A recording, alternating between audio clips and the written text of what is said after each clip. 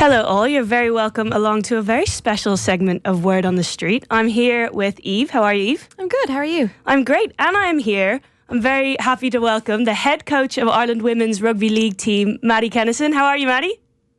Good. Nice to see you, Sue. Thanks for having me on. Oh, nice to see you too. Thank you for coming on. Eve, you obviously don't know Maddie as well as I do. He has coached me across various stages of my absolutely riveting tag rugby career, which I like to bring up at every opportunity I can on off the ball. But he is on to bigger and better things now. So Ireland Women's League, obviously they were playing at the weekend against the Netherlands. They beat them 42-6. Alongside, it was a double header with the Ireland Men's A, who beat the Netherlands 30-0. Maddie, tell us, what was the significance of those games? Was it a bit of a friendly, or was it worth a lot more than that?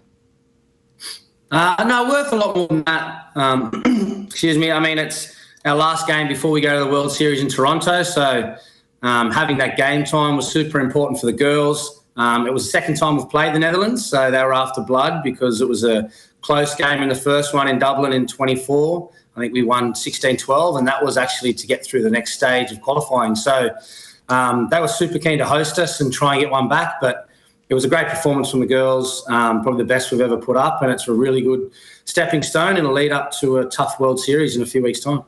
Yeah, talk to us about that World Series. So you've got Nigeria on October 21st, and then either Canada or Fiji in the final decider, which will be a week later on the 26th. And the winner of that will gain the final berth in the World Cup next year. So how important is this World Series? I mean, Ireland have never been to a World Cup before in the women's game, so you're really standing on the cusp of something here. Yeah, we are. And look, it's been a really exciting journey. We went into qualifying early last year against Wales, and unfortunately we were unsuccessful in winning that game. So it meant we had to win our next two, and that was not the Netherlands and Greece. The Netherlands at home, Greece away, which we did. And then this summer we had a friendly against France, who were already in the World Cup, and they really showed us the level we needed to get to. So we went back to the drawing board and we trained really, really hard for this game against the Netherlands. And so rolling in, we've got a really good prep, I think, with a couple of games under our belt and a lot of training. And yeah, Nigeria, we've watched a little bit of film, kind of unknown a little bit, really unorthodox style of play, but very powerful and strong team. So that'll be a tough ask for the girls on the Tuesday. And then if we are successful, we play the winner of Canada and France, which either, Canada's a home nation, been going very well in 7s and 15s. A lot of those girls cross over. And then Fiji were pretty unlucky. I think they played Samoa or Tonga in their Pacific playoff, and they were unlucky to lose that. So this is their last bite of the cherry as well, and they're stacked. I think they've got 11 or 12 NRLW players, great coaching staff, a really good lineage of rugby league heritage in Fiji. So, if we can get through that first one, Nigeria, it doesn't matter who we pull, Canada or Fiji, it'll be a really, really tough game. And what has your training process looked like kind of in the past few weeks and months? Has it been mainly based in Ireland, and getting kind of all of these girls who maybe play different disciplines as well together? What's that been like? Yeah, it's been really tricky. Being that rugby league's so small in Ireland, we don't have a huge pool of players to choose from. And being that I'm involved in tag and touch rugby league, I have a lot of friends in rugby.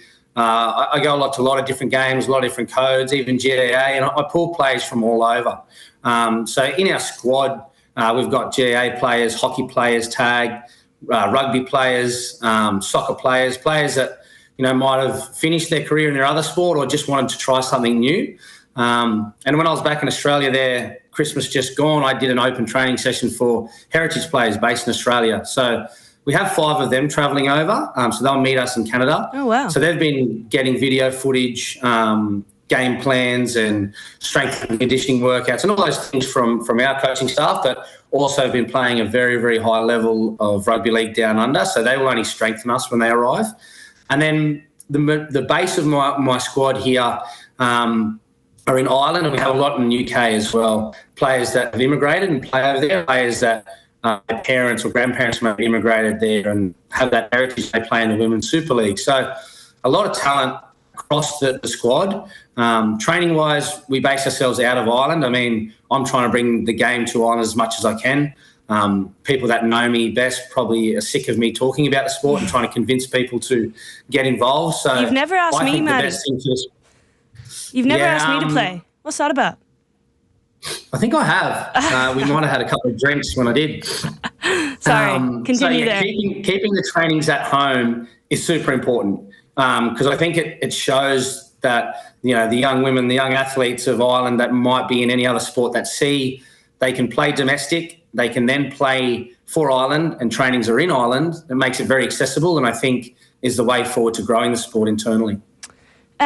You've been involved with the Dublin Exiles since 2021, which is when the women's game was set up in Ireland. Is that right? How much growth have you seen then, even in the past 4 years? Has there been a big, I mean, obviously you're doing a lot of work in the background to try and grow the game, but have you seen that kind of pay off as well?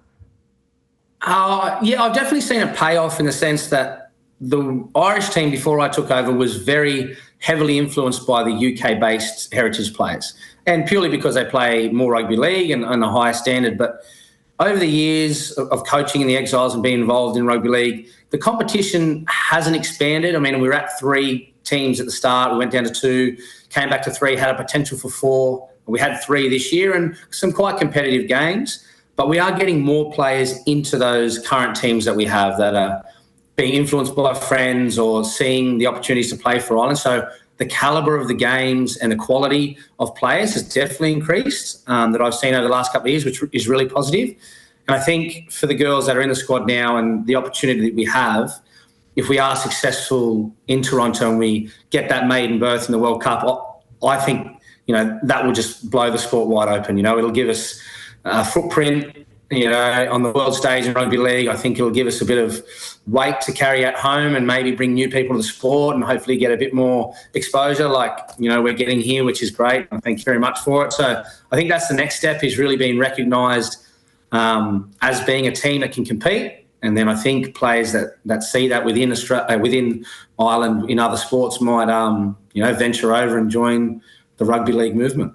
Yeah, before we ask you more about kind of the growth of the game, I do want to pick up, you said that in Canada there's a bit of a overlap between union and league. Will we see some of the girls who participated in this World Cup final maybe playing in the league team, or do you think they come from kind of lower levels of the union game over there? Yeah, I think we could see a couple of players that played in the Rugby World Cup. Wow. At the moment, the 35-player squad for each nation has been named. So you're allowed to pick 20 to play in the tournament from that 35. And I believe there are some of those players that might have been selected in that 35. Whether they're released from their rugby contracts or not, it's tomorrow that the 20 from each nation will be released. So very interested to see what Canada do with that. I mean, there's a couple of players that played for Dublin City Exiles who have returned home to Canada. 2 girls who played at Railway Union within the rugby, Maddie and Danny. So I see their names are in the squad. So they're rugby converts. There's a few from the Canada Sevens that have been involved that might not have been involved in the last setup but have been in the past. So they have a very, very strong squad of athletes from all codes over there. So tomorrow we'll tell to see what kind of team they'll put out for the Toronto tour. Okay, interesting. It seems to me a very kind of international and diverse discipline in terms of you have lots of people who maybe would play, as you were saying, hockey or GAA or soccer coming to play rugby league. But then you also have kind of people whose grandparents are Irish or are now representing Ireland in rugby league. Do you think now with the waves of Irish immigration to Australia, where it's so big, that maybe, you know, people will always, a lot of Irish people tend to go over and then come home. Do you think people will be bringing rugby league back to Ireland kind of in a way that you've brought a lot of different disciplines here? Yeah, I hope so. I mean, if you're a female athlete and you're going to Australia, there's so many opportunities for you. I mean, we've seen the success of Sarah Rowe, who left from Mayo Football and went down as playing for Collingwood in the professional women's AFL. We've got, you know, some of our girls have gone down and are involved in the rugby league system down there. Tricia Doyle, Erin Cole, Stephanie Carroll have all immigrated from Ireland down and playing in quite high-level rugby league. And the women's rugby league, the women's AFL, the women's rugby in Australia it's really well respected. They're really well paid. They're really well looked after. And it is a professional setup for those girls. So it's a great pathway for those that might have been, you know, athletes here and want to go down and experiment. And I think if they're time is up, that their visa expires, or they've spent their time and they're due to come home, and hopefully they've seen the impact that rugby league can have on young women and athletes. I hope they will, and I hope they bring that experience back, because I've seen it firsthand. You ask anyone of your Irish friends who've been down there how big the women's rugby league game is, and women's sport in general. Hopefully they have the passion when they return and they can help build the sport here at home.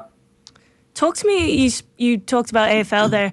Talk to me about the crossover with rugby league and other sports, because as you said, you're going to GA games, you're going to rugby union. Yeah. I know you've pulled a lot of rugby union players. I mean, I saw on your squad list, there's at least 3 players I played with back in my day in Trinity. And we're actually going to be chatting to Molly Boyne later as well, which is insane. But awesome. how is that crossover difficult? Have you found that they're kind of adjusting well to league? Because when I've been reading about it, it seems to be that they're like 2 completely different games.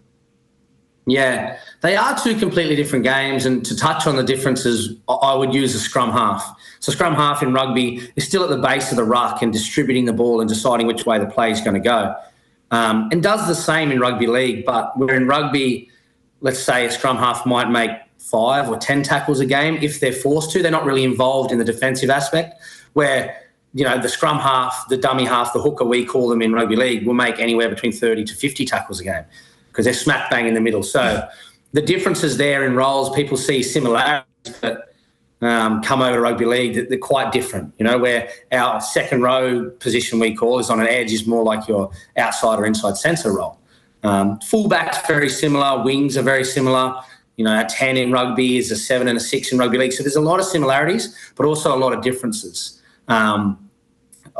In the conversion of sport, honestly, in the last year, I've found the GAR girls so much easier to coach into rugby league than the rugby girls, purely because they don't have any rugby bad habits. They don't have any bad posture or positioning before they make tackles. They don't have their defined lines on how they should run plays. They're just athletes. They're tough athletes. They can catch a ball anywhere within their 1-2 metre space. They've got great feet. They've got great hand-eye coordination. For instance, Alice Fitzgerald, a young girl who works for us in the business, she also plays GAA for Emmett Spray and is a quite very good GAA player. She came over last year. She was nervous, knew nothing about rugby league, didn't know how to tackle. She played a little bit of tag, and within 3 or 4 months, she made her debut against the Netherlands, was almost player of the match, then played again in Greece. Again, very unlucky not to get player of the match with great post-contact meters and stuff, purely because she's just athletic and coming into the blank canvas with all the athletic attributes with none of the bad habits. Now, not to say that all rugby girls are like that.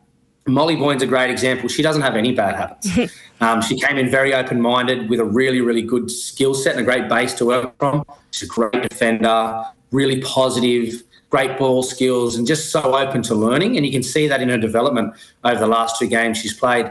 I think the rugby girls are faster to advance to the rugby league kind of IQ, but the GAA girls don't take any bad habits with them and get to a more comfortable stage quicker, just with their athleticism and their ability to adapt to ball sports, I think.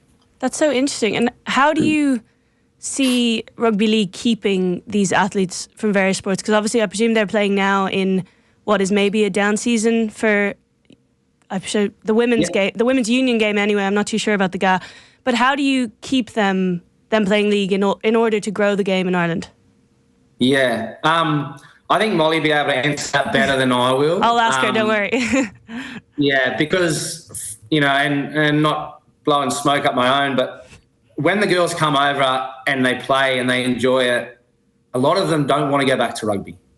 A lot of them want to continue, and the interest from players that might have played loads of rugby, a little bit of rugby league, have then jumped on a plane and gone down to Australia to chase a rugby league dream. I think the sport for a player is more enjoyable. You have way more involvements. There's no downtimes with line-outs or slow rucks or scrums. It's ball in play continuously. So for an athlete coming from rugby that might only have 3 or 4 involvements with the ball, a couple defensively in the game, you're tripling that in a game of rugby league straight away. So I think they really do enjoy it. And it's proved in the last couple of weeks where Molly and a lot of our rugby girls have returned to their clubs, Amy Clark and Emma Kelly, and all those girls have returned to Belleville and Railway, but have decided to either play a little bit of the game or not play the games to then make training for this tour. But I think they enjoy it. I really do think they enjoy it. And like Alice Fitzgerald, unfortunately she can't travel to Toronto purely because of her placement for college, but she was willing to miss 2 very important games in the GAA system to play her rugby league and play for her country. So I think we've got a good system, we've got a great staff, we've got a really good bunch of girls, and, they're all enjoying their footy, and I think that's what keeps them coming back. And that's what I'm most proud of, that a lot of these girls from other sports are coming back on their own, and I'm not chasing. Yeah. Do you want to... Yeah, go for it. I wanted to ask again, just in terms of the growth of the game. The RLI is a member of Sport Ireland, and with the recent budget 2026 being announced, do you have any inkling as to if you're going to get increased funding from this government, or is that kind of someone else's purview? Yeah, it's someone else's role. It falls on the chairman, Jim Reynolds. I was actually on the phone to him the other day just finalising a few things for the tour for Toronto. And I think we will increase our budgets for the next cycle. I mean, our wheelchair program has been doing extremely well. We have the youngest participants in our wheelchair. We've been successful in our last 2 tournaments. We've made the World Cup in the Wheelchair Rugby League. The women's, we've been successful in the World Series. The men's are starting a new cycle. They won't be playing the World Cup, but they've got some international tests coming up against Wales. So there's a lot happening. Our 16s and 18s were successful in the 4 Nations earlier this year. So there's a lot happening on the international stage for rugby league. And I think our budget will increase. I couldn't tell you the figures, but after speaking to Jim, I think he was quite positive that from what we got last year to this year, I think that will increase, which will help grassroots footy. We'll get more equipment for clubs. We'll get us more pitch space, and in turn, we'll get more people playing the game and hopefully feeding into the international stage and helping Ireland become successful in rugby league. Because with the men's team not being able to participate in the next World Cup, was there any sort of worry that would affect the women's team, or is there any worry that it would impact negatively on rugby league as a whole in Ireland, or is it just a stumbling block that the guys are going to get over? Yeah, I think it was a concern at the start because Ireland have been involved in 2017, 2021, the previous World Cup, and 2024, 23. So they've been involved in the last 3 and possibly more in the past. So I think it was a bit of a shock to the organisation. But I think we can overcome that, as an organisation and get back onto the international stage in the men's. But it didn't affect the women's. The women's is quite new. So we offered, all the invitations that all nations are in the women's game to participate in the European challenge to make a World Cup and all of that kind of stuff. So we're in contention for this World Cup, which is the World Cup cycle of 2026, and we're also in contention for the World Cup cycle of 28. So I think after those 2 cycles are finished, potentially the men's can renew their position at the table for the men's World Cup, and hopefully Ireland, we do enough and we perform well enough that we can continue to have a seat, or an opportunity to make the World Cup past the 26 and 28 World Cup as well. Maddie, I just want to ask you lastly before we wrap up. You're obviously from Australia, where it's a hotbed for rugby league, and they just announced this, I think last year, that it's the biggest sport in Australia, that this last final that happened last weekend was the biggest grand final that they've ever had in Australian sport. And they've obviously got the opening games of the NRL now happening in Las Vegas, where they're trying to grow the sport, and they've spoke about a lot of success in that regard. Do you see rugby league as becoming that global sport that they're obviously trying to make it? Because rugby union is still so strong in so many traditional rugby countries. Do you see it realistically happening, not maybe in the next 5-10 years, but at some point that rugby league could reach the same levels? Yeah.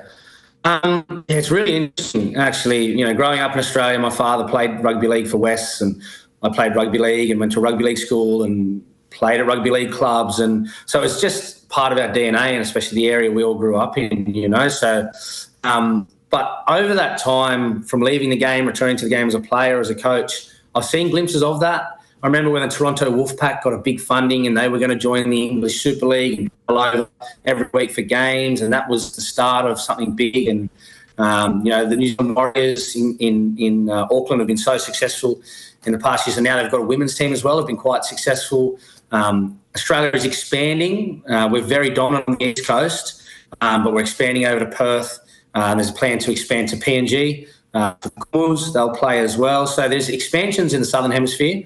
I know rugby league's very small in South Africa, but a good friend of mine, Gilbert, he's pushing very hard to try and get involved and tap into the South African Sevens and develop rugby league from there. And the UK game is quite strong. I mean, the Super League is booming at the moment, both in women's and men's. France, in Catalans, there's a lot of nations getting involved. And I think with COVID, we were one of the only sports playing globally. Because Australia wasn't affected as much as other nations and other countries, we were allowed to continue to play our sport, NRL. Now, there weren't crowds allowed there, so there were empty stadiums, but the NRL did such a great job in supplying, atmospheric noise for the players so it wasn't a dead quiet stadium, streams and availabilities for people to watch. And I think that's how it hit the American market, that Americans love their sport, no matter what shape or size it comes in, and nothing was happening during COVID, so they watched rugby league. Hence the development of the Las Vegas opener, and the Americans are still watching, and that's the ratings we got for the grand final. I mean, I sat up here, in my house in Wicklow and watched it, and I'm sure a lot of Americans did the same, that they've continued to follow rugby league from that COVID period where they had nothing else, and now they see it in Vegas. So it's on the rise. I don't know if it'll ever compete with the global rugby. It's so strong in Europe. I had no idea until I moved over from Australia that rugby is so strong in Europe. And you've got the likes of the powerhouses of South Africa and New Zealand and Australia. Because when I left Australia, I was a young man. It was still Australia and New Zealand. It was us.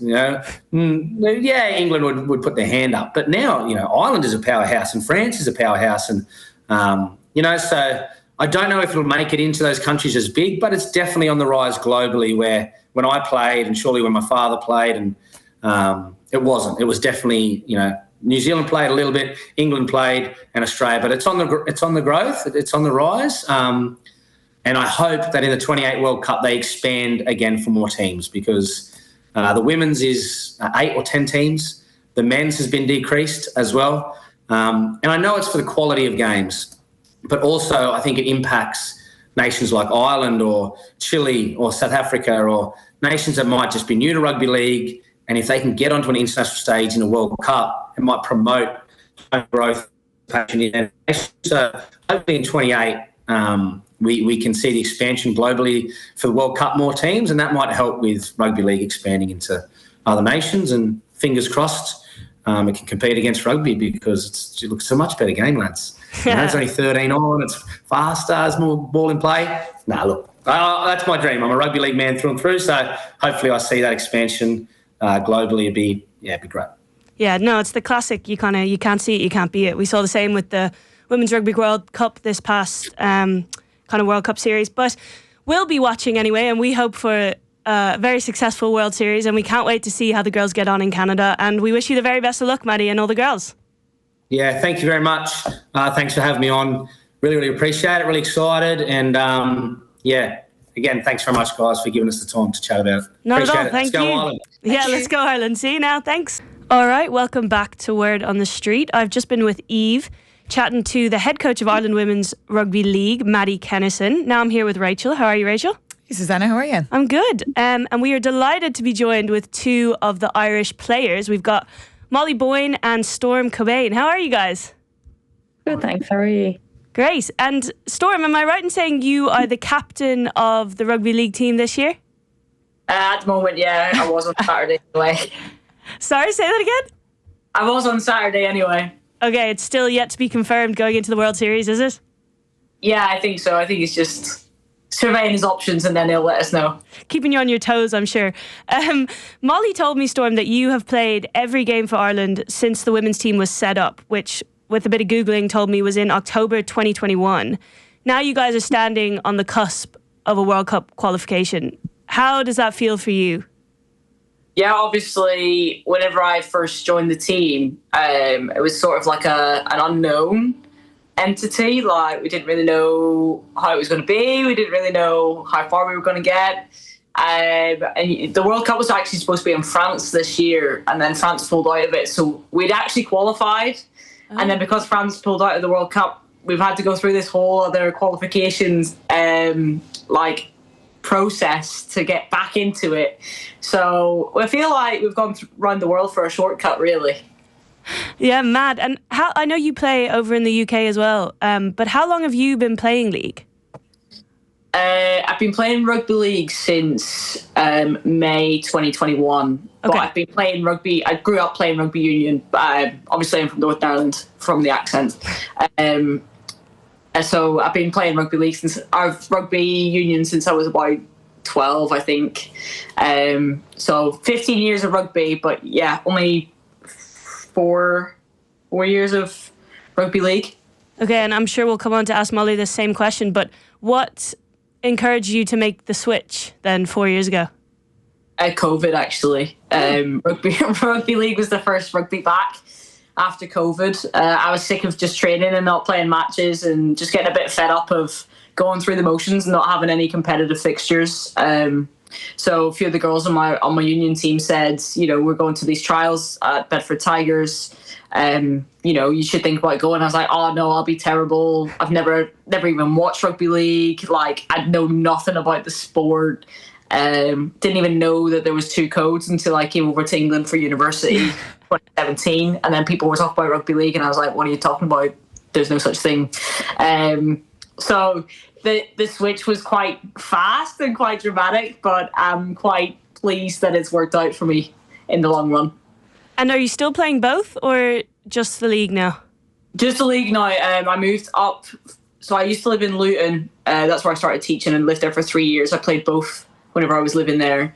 And then with the Rugby World Cup coming up, I decided I wanted to give myself the best chance to get into the Irish squad for that. So I moved up to Manchester to focus completely on rugby league, and I've been playing with Lee Leopard since then. So the league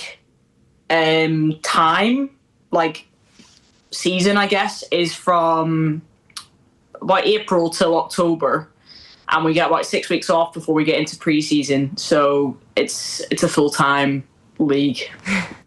Okay, we're going to come back to your kind of game over in the UK, but Molly, I have to ask you, obviously you've only very recently made the switch. Has it been a similar experience of just like a rapid kind of conversion? Oh, yeah, I kind of started training for the first time in May, then played my first game in July and then the game of the weekend. So I've had 2 rugby league games and I've really enjoyed them so far. It was kind of a case of a couple of the girls who I play union with encouraged me to go down and give it a try for the open sessions for the Irish team, and really enjoyed it. Very physical and a good way to kind of apply your physicality in the same way as you do in union, and kind of the ball skills are all transferable. But as Storm said, it's a case of learning the rules and figuring out what you can and can't do. And, I love rucks and rugby union, and unfortunately there's none in league. So trying not to do anything stupid there, but really enjoying it so far. Really getting on great with the girls, and it's great to just, learn a new sport and kind of throw yourself in the deep end. So it's been great. What do you think is the hardest skill to transfer over, or maybe to let go of?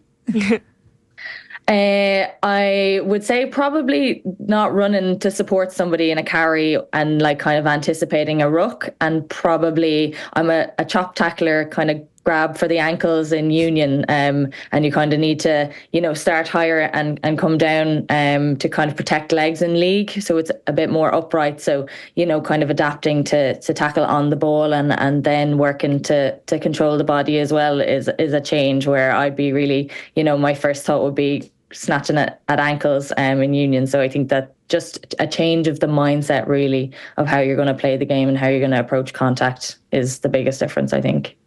I think the hardest thing as well is in league, obviously you got to lie on top of them. In union, it's very much roll away as fast as you can. So that switch is quite difficult to get your head around.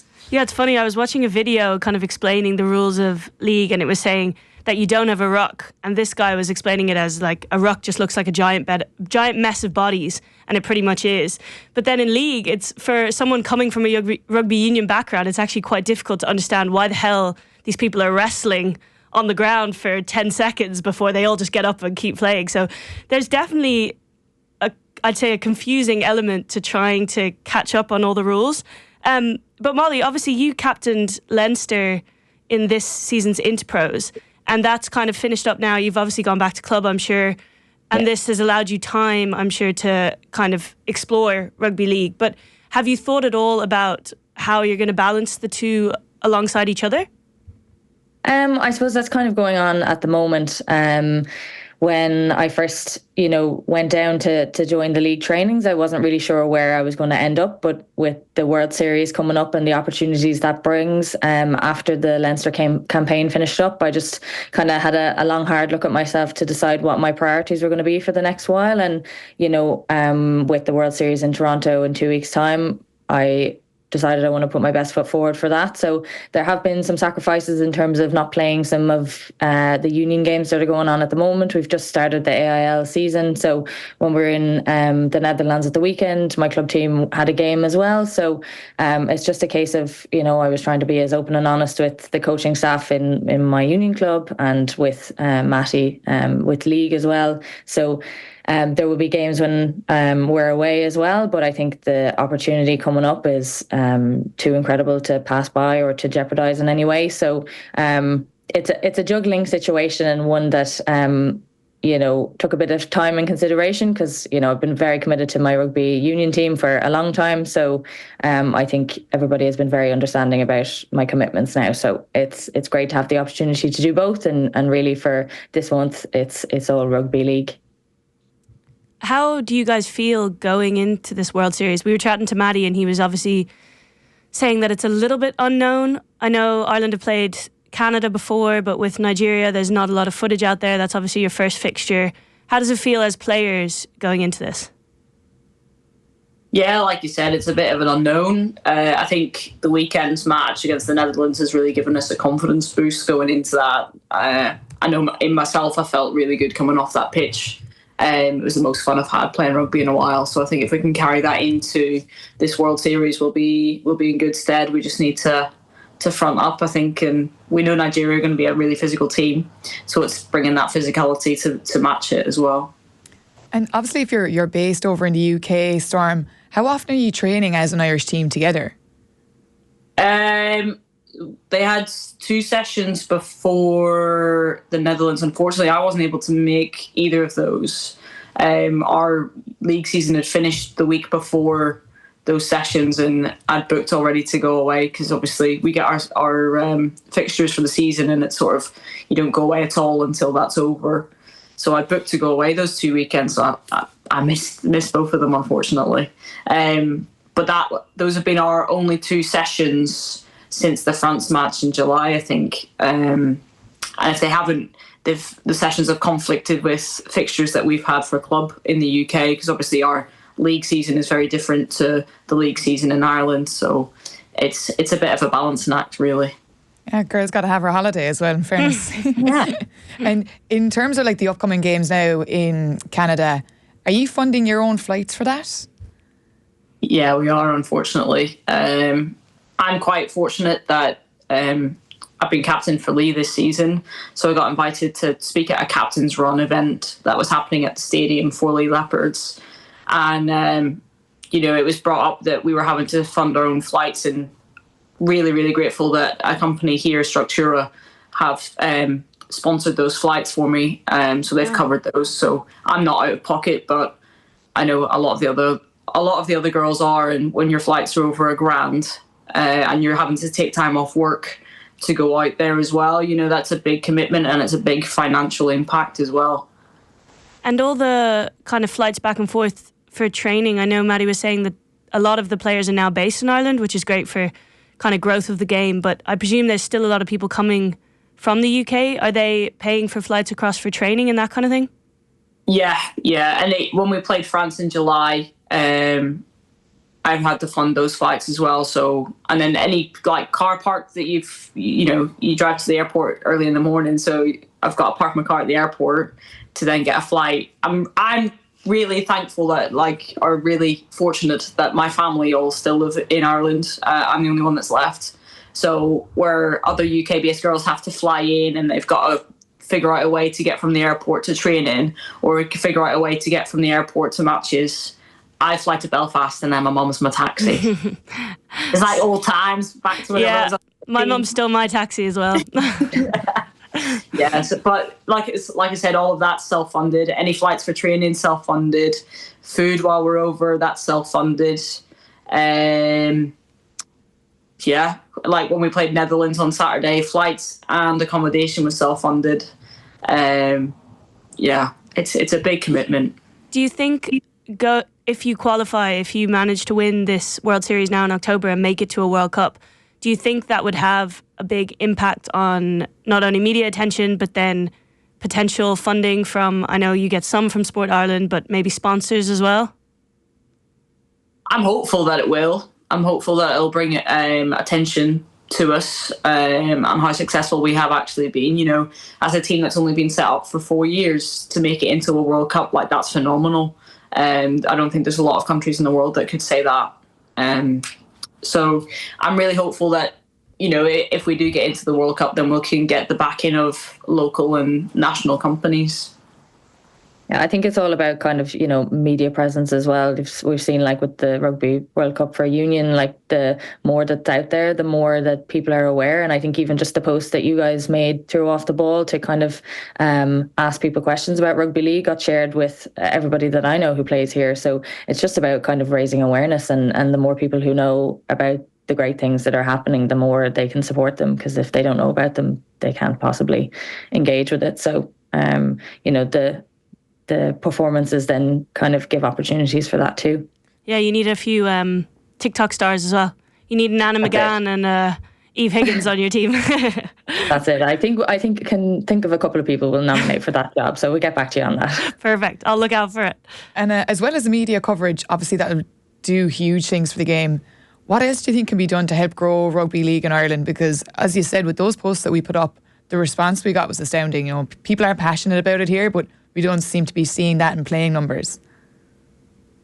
Yeah, I think from like my very early knowledge of it, I know that there's the 3 teams in Ireland that are playing from a women's perspective, and then I think there's an extra team from the men's perspective. But really the most consistent teams playing are the Dublin City Exiles and the Galway Tribes. So they would play each other back and forth over the summer, with the Bamberg Broncos also playing a game or two. But I think from a numbers perspective, they maybe struggled a little bit more. So I think it's just getting more formal games in place and the opportunity to kind of play each other more consistently in a meaningful competition would help with engagement from that perspective. Because, you know, if there's games scheduled and then they don't end up happening, it can kind of discourage people a little bit. So just kind of, you know, getting behind those games and behind those clubs as much as possible will feed then more nationally too. I think it's tricky. Sorry, go ahead. No, go ahead. I think it's tricky in Ireland, like, even whenever I was living down south in Luton, the balance that you've got to have between union and league, it's quite difficult to get that balance. And it works whenever you don't have a long league season. You've got a long union season, so you play league in the off season and in pre-season, and that's fine, it works. It's whenever those start to overlap that it becomes difficult. So, you know, like up here, up in Manchester, there's not a lot of people that play both codes, just because the season's so long, and because you've got such a big league. You know, like the Super League has 8 women's teams in it, and then the Championship has, I think it's 10 or 12.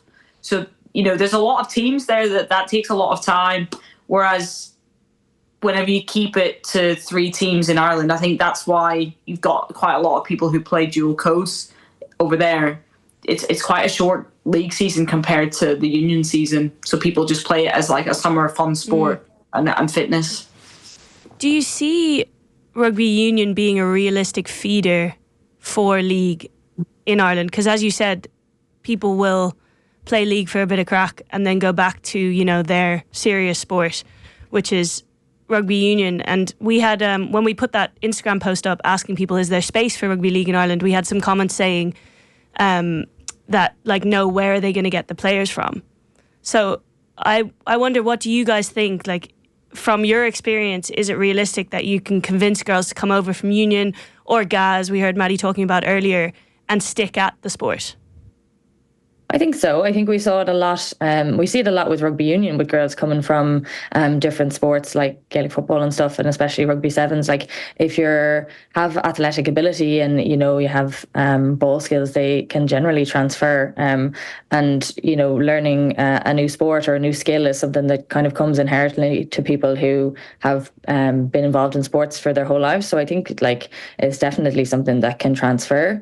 And I think it's just an open-mindedness from people that, you know, straying outside of the one sport that you maybe would compete in regularly isn't a bad thing. It opens up opportunities to develop new skills and would probably better you in your primary sport of choice. And you never know, you might actually enjoy one more than the other. So I've really enjoyed the last couple of months of playing league, and I don't think that they have to be in opposition with each other. I actually think they transfer really well. And we've a lot of girls who would have played GAA as well, even who play with me in union and then also play in league, and they just end up being fantastic under the high ball. You know, they've got great pace, they've got great ball skills. So it's all transferable, really.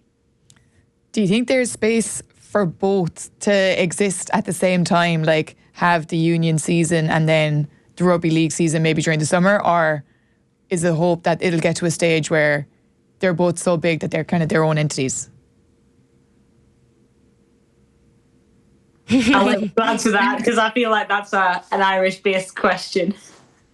Yeah, and I guess I'm so fresh into it that I don't really know any different from what's happening now. Like, you know, I think if we can develop what's going on during the summer and develop that league, it'll really encourage people to participate. I think the rugby union season and kind of commitment of players will always be kind of there in the background. But I think if we just kind of focus on the main thing of developing what we have and see where it gets to, that's probably the first step along the way. And then, you know, if it gets to the point where, you know, rugby league is competing with rugby union, then that's probably a good thing, and we've done a good job in what we have set out to do. So you can kind of cross that bridge and worry about it when you come to it. But putting in place what needs to be in place for league to thrive here is really the first step. Yeah, Molly. Yeah, sorry, go ahead, Storm. Sorry, I'm a big believer in, like, success breeds success. So if we can go out there and be successful and be shown as being successful, get that out into the Irish, like, community and public and the rugby communities as well, then, you know, you're going to get little girls that are like, oh, well, I want to be like Molly Boyne and I want to play like her. And they're going to join those rugby league clubs to play rugby league like Molly Boyne, you know. So I think it all goes back to that social media presence again, doesn't it? You know, if we're successful and we get it out there that we have been successful, then that's just going to push it on even further. Yeah, and obviously, Molly, you're still figuring out which one you're swinging towards. But for you, Storm, why did you choose to stay with league? The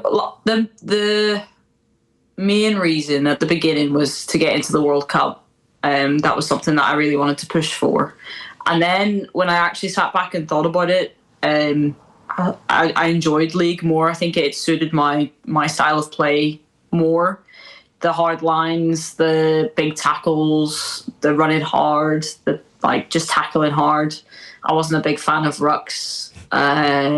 You know, even though I was a flanker whenever I played, rucks were just sort of like this mess on the floor. I preferred the cleanliness of being able to stand up and play the ball. So yeah, like I said, it just suited my style of play more, and I enjoyed it more. So I just decided to stay with it. Do you foresee a time when you won't have to go over to the UK or Australia in order to play rugby league at this high level, that Irish players will be able to play at home? I foresee a time where the Irish league gets stronger and bigger for sure. I think like even in England, the NRLW is seen as the pinnacle. You know, the girls are always going to want to go to Australia to play rugby league because that they're seen as being the best of the best. And you can see that whenever Australia played England in Vegas this year, you know, you just have to look at that scoreline and you can see that they are obviously the best players in the world at this sport. I think the sport is doing a lot to make it stronger across the globe, really. Not just these like home nations, but you know, Scotland has a team now. Wales obviously have a team. Ireland have a team. England have a team. And I just the growth of the sport, even in the 4 years that I've played it, it's definitely grown a lot. So I'm really hoping that the sport in Ireland can get bigger. Yeah, 90-4 was that result between Australia and England in Las Vegas earlier this year, which is massive and I think highlights the fact that there is still some catching up to do. But we're so excited for you guys heading to Canada and we'll be following your journey all the way and we wish you the best of luck. And yeah, thank you so much for coming on and chatting to us. Great, thank you very much. Thank Appreciate you. it. Bye. Thanks, guys. Bye.